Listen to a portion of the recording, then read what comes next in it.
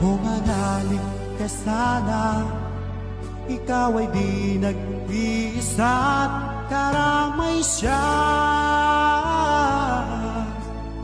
Oh, oh.